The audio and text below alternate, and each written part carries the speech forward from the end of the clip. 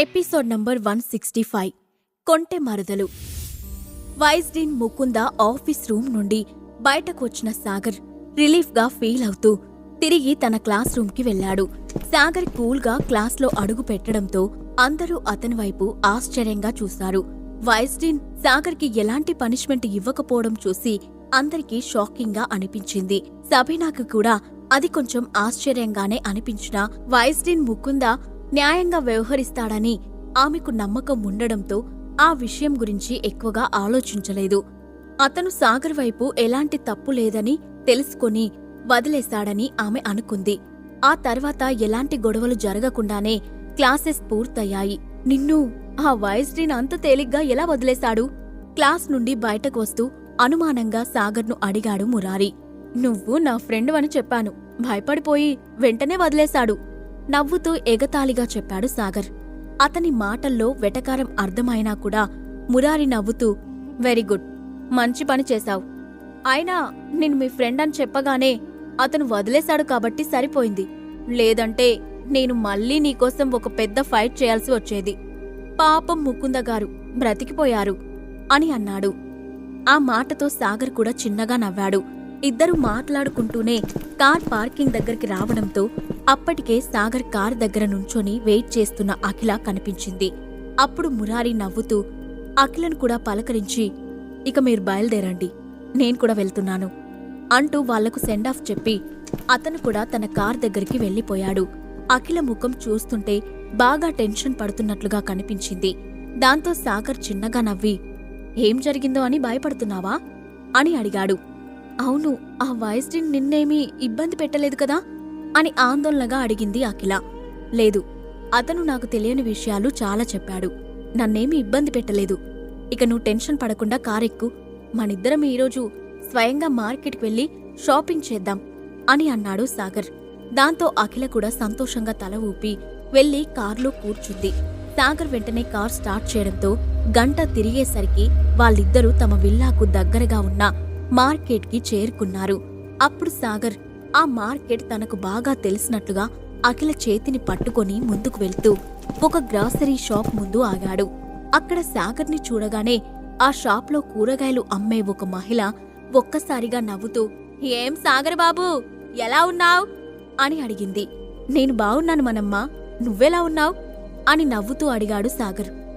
నేను రోజూ ఇలానే ఉంటాను బాబూ, అయినా నువ్వు ఈ మధ్య నా దగ్గర కూరగాయలు కొనడానికి రావడం లేదేంటి? వేరే ఏదైనా షాప్కి వెళ్తున్నావా నిష్ఠూరంగా అడిగింది మనెమ్మ. లేదు మనెమ్మ, ఈ మధ్య మార్కెట్కి రావడం లేదు. అది సరేగాని నీ దగ్గరున్న తాజా కూరగాయలన్నీ ప్యాక్ చేసివ్వు అని అడిగాడు సాగర్. నీకే రోజైనా వడలిపోయిన కూరగాయలిచ్చానా బాబూ? నువ్వు ప్రత్యేకంగా చెప్పకపోయినా నీకోసం తాజా కూరగాయలు కడతాను అంటూనే ఆమె తన షాప్లోని ఫ్రెష్ వెజిటేబుల్స్ అన్నీ వేర్వేరుగా ప్యాక్ చేస్తుంది. అదే సమయంలో ఆమె అఖిల వైపు పరిశీలనగా చూస్తూ ఈవెవరు సాగర్ బాబూ, నీ భార్యా అని ప్రశ్నార్థకంగా అడిగింది. అవును మనమ్మ, నువ్వు సరిగ్గానే ఊహించావు నవ్వుతూ అన్నాడు సాగర్. వాళ్ళిద్దరి మధ్య జరుగుతున్న సంభాషణనంతా అఖిల ఆశ్చర్యంగా చూస్తుంది. సాగర్కు ఆ కూరగాయలమ్మే ఆమెతో పరిచయం ఎలా అయ్యిందో ఆమెకు అర్థం కాలేదు. నీ భార్య కుందనపు బొమ్మలా ఉంది సాగర్ బాబూ, నువ్వు నిజంగా చాలా అదృష్టవంతుడివి మనస్ఫూర్తిగా చెప్పింది మనమ్మ. ఆ మాట విని అఖిల కొంచెం సిగ్గుపడింది. సాగర్ చిన్నగా నవ్వుకొని ఆమె ప్యాక్ చేసిన కూరగాయలన్నీ తీసుకొని ఇక ఉంటాను మనమ్మ, ఆరోగ్యం జాగ్రత్త అని అన్నాడు. అట్టాగే బాబూ, అప్పుడప్పుడు వత్తా ఉండండి అని అంది మనమ్మ. సాగర్ సరే అంటూ తల ఊపి అఖిలతో సహా అక్కడి నుండి బయటకు వచ్చాడు. సాగర్, నీకా కూరగాయలామె ఎలా పరిచయం? నువ్వు బాగా తెలిసినట్టు మాట్లాడుతుంది అని కుతూహలం ఆపుకోలేక వెంటనే అడిగింది అఖిల. ఇంతకుముందు ఇంటి పని వంట పని అంతా చూసుకునేవాడిని కదా, ఆ సమయంలో కూరగాయలు కొనడానికి ఆమె షాప్ దగ్గరికి ఎక్కువగా వెళ్లేవాణ్ణి. అప్పుడే పరిచయమైంది. సాగర్ బాబు అని ప్రేమగా పిలుస్తూ ఆప్యాయంగా మాట్లాడుతుంది అని నవ్వుతూ చెప్పాడు సాగర్. ఆ మాట వినగానే అఖిల ముఖం కొంచెం చిన్నబోయింది. దాంతో ఆమె గిల్టీగా ఫీల్ అవుతూ సారీ సాగర్, గతంలో నిన్ను అర్థం చేసుకోలేకపోయాను, మా అమ్మకు కూడా ఎదురు చెప్పలేకపోయాను, అందుకే నువ్వు చాలా అవమానాలను పడాల్సి వచ్చింది అని అంది. అప్పుడు సాగర్ ఆమె భుజం చుట్టూ చేయి వేసి, దానికోసం ఇప్పుడు ఎందుకు బాధపడుతున్నావు? అదంతా గడిచిపోయింది. మనం వర్తమానంలో బతుకుతూ భవిష్యత్తు కోసం ఎదురు చూడాలి. అయినా నీకో విషయం తెలుసా?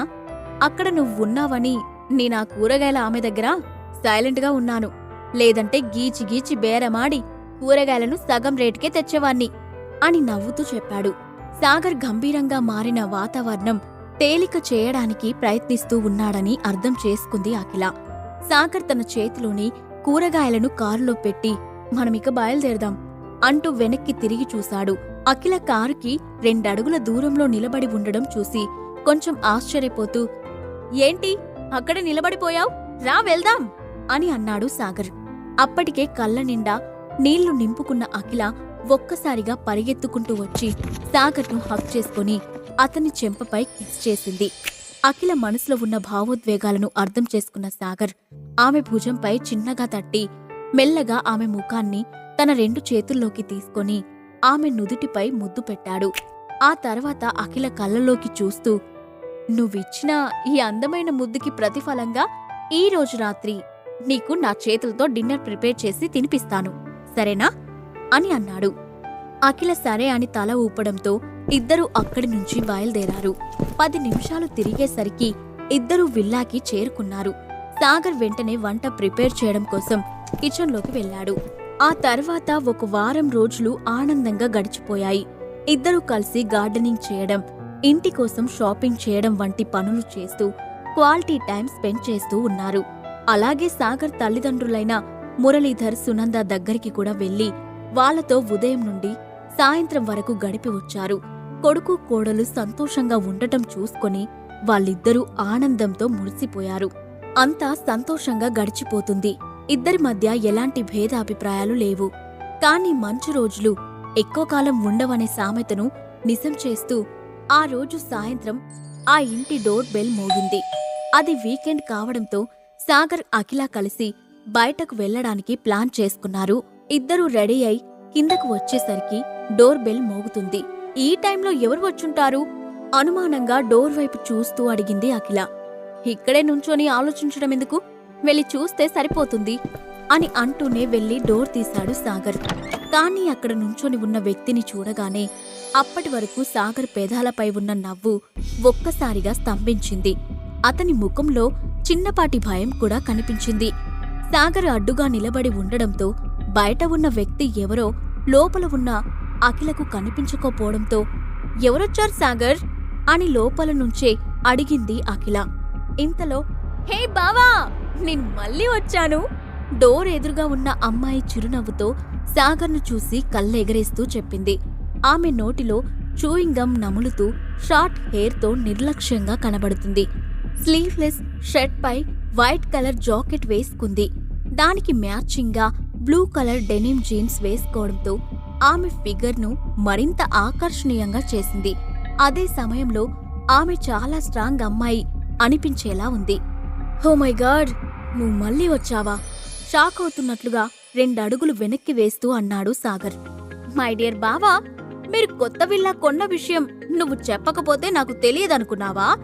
విషయం తెలియగానే వెతుక్కుంటూ వచ్చేశాను, చూసావా అని అంటూ చేతిలో ఉన్న ట్రాలీ బ్యాగ్ను లోపలికి లాక్కుంటూ చనువుగా విల్లా మధ్యలోకి వచ్చేసింది ఆ అమ్మాయి. ఆమెను చూడగానే అఖిల కళ్ళు కూడా ఆశ్చర్యంతో పెద్దవయ్యాయి. దాంతో ఆమె ఒక్కసారిగా నోరు తెరుస్తూ, అనుషా, నువ్వా అని అంది. ఆమె అఖిల రిలేటివ్. వరుసకు అఖిలకు సిస్టర్ అవుతుంది. వాళ్ళ సొంత ఊరు వైజాగ్. కానీ అప్పుడప్పుడు హైదరాబాద్ వచ్చి అఖిలతో కలిసి ఆమె ఇంట్లోనే ఉండేది. ఎప్పుడు ఇంటికి వచ్చినా సరే ఆమెతో పాటు తుఫాను వచ్చినట్లే ఉండేది. ఆధునిక భావాలు ఉన్న ఆ అమ్మాయి ఎప్పుడూ నిర్లక్ష్య వైఖరితో ఉంటుంది. గతంలో ఎప్పుడు ఆ ఇంటికి వచ్చినా సరే సాగర్పై జోకులేస్తూ అతన్ని ఆట పట్టిస్తూ ఉండేది. ఆమె వేసే జోకులకు సాగర్కు చిరాకు వచ్చినా సరే మౌనంగా ఉండిపోయేవాడు. ఆమె ఆడపిల్ల కావడంతో సాగర్ చూసి చూడనట్లు వదిలేసేవాడు. అనుష, ఇక్కడికెందుకొచ్చావ్ అని అడిగింది అఖిల. ఎందుకు రాకూడదు? అయినా అదేం ప్రశ్న? అంటే నేను రావడం నీకిష్టం లేదా? మీ ఇద్దరినీ నేను డిస్టర్బ్ చేసినట్లుగా ఫీల్ అవుతున్నారు అని అడిగింది అనుష. ఆ ప్రశ్నకు అఖిల అడ్డంగా తలూపుతూ అది కాదు అంటూ ఏదో సమాధానం చెప్పబోయింది. కాని ఇంతలోనే అనుష మళ్ళీ మాట్లాడుతూ నువ్వేమనుకున్నా సరే, నేను మాత్రం కొన్ని రోజులు ఇక్కడ ఉండడానికి ఫిక్స్ అయిపోయి వచ్చేశాను అంటూనే వెళ్ళి అఖిలను బలవంతంగా హగ్ చేసుకుంది. దాంతో అఖిలకు కూడా ఆమెను దగ్గరికి తీసుకోక తప్పలేదు. అప్పుడు అనుష వెంటనే అఖిల భుజాలు పట్టుకొని ఆమె కళ్ళలోకి చూసి కొంటెగా నవ్వుతూ అక్కా, నీ ఫిగర్ పర్ఫెక్ట్ గా మారింది. చూస్తుంటే మా బావ నీపై చాలా కేర్ తీసుకుంటున్నట్లు అనిపిస్తుంది అంటూ చిన్నగా కన్ను కొట్టింది. ఆమె మాటలు విని సాగర్ ఇబ్బంది పడుతూ తలదించుకొని నేల చూపులు చూశాడు. అఖిల కూడా సిగ్గుతో కనురెప్పలు వాల్చి ఏయ్ అనుషా, రాగానే నీ అల్లరి మొదలుపెట్టావా అని అంది. అక్కా, నీకు పెళ్ళై ఇప్పటికే 2 ఏళ్లయింది. ఇంకా కొత్త పెళ్లి కూతురిలా సిగ్గుపడుతున్నావెందుకు అని అంటూనే వెంటనే ఏదో అర్థమైనట్లుగా ఒక క్షణం సైలెంట్ అయిపోయింది అనుష.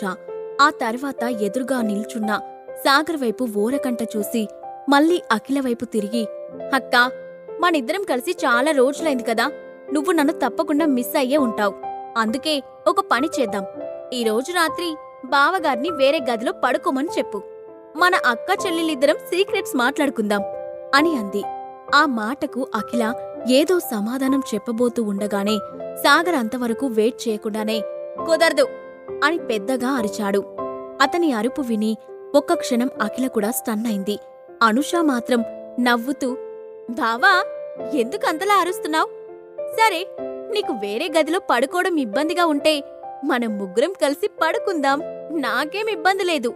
ఎలాగూ బావగారిని చూసి కూడా చాలా రోజులైంది కదా అంటూ సాగర్ వైపు తిరిగి కనుబొమ్మలు పైకెత్తి చూస్తూ ఆట పట్టించింది అనుష. ఆ మాటలు వినగానే సాగర్ ముఖం మాడిపోయింది. వెంటనే అఖిలతో తన పెళ్లైన మొదటి రోజుల్లో జరిగిన విషయం గుర్తొచ్చింది. ఆ రోజు సాగర్ తన రూంలో స్నానానికి వెళ్లాడు. కాని ఆ రూమ్ డోర్ లాక్ చేయడం మర్చిపోయాడు. దాంతో సరిగ్గా అతడు బాత్రూం నుండి ఫ్రెష్ అయి బయటకు వచ్చే సమయానికి అఖిల కోసం ఆ గదిలోకి వచ్చింది అనుష. ఆ సమయంలో తన శరీరంపై కేవలం టవల్తో నిలబడి ఉన్న సాగర్ను చూసింది. ఆ విషయం గురించి గుర్తు చేసుకున్న ఆమె ఇప్పుడు సాగర్కి కూడా గుర్తు చేస్తూ తమాషా చేస్తుంది. ఇంతలో అఖిల సరే సరే, ఇక నీ అల్లరి ఆపు, ఈ రాత్రికి నువ్వు నాతోనే పడుకో అని చెప్పి సాగర్ వైపు చూసి సాగర్, ఈరోజు నువ్వు గెస్ట్ రూంలో పడుకో అని అంది.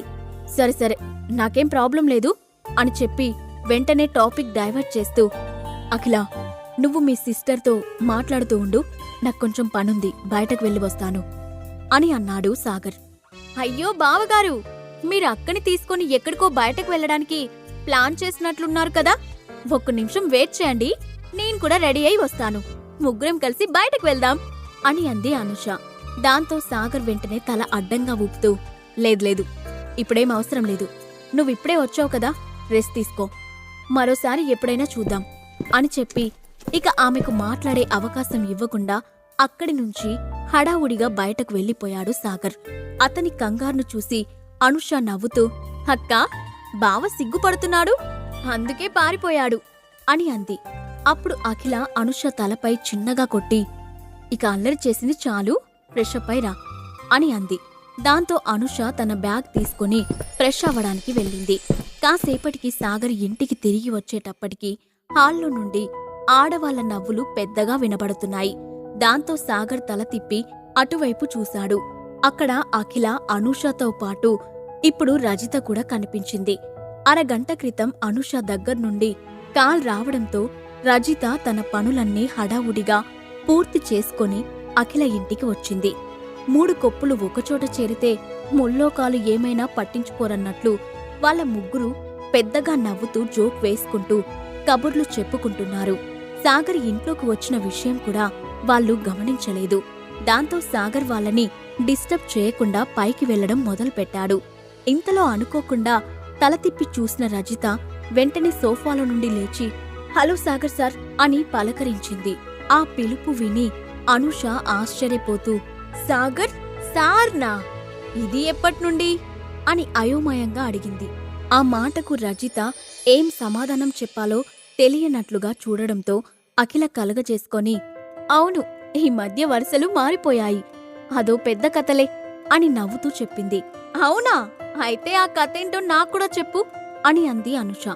ఇంతలో సాగర్ కలుగజేసుకుని, మీరు మాట్లాడుతూ ఉండండి, నేను వెళ్తున్నాను అంటూ పైకి వెళ్ళబోయాడు.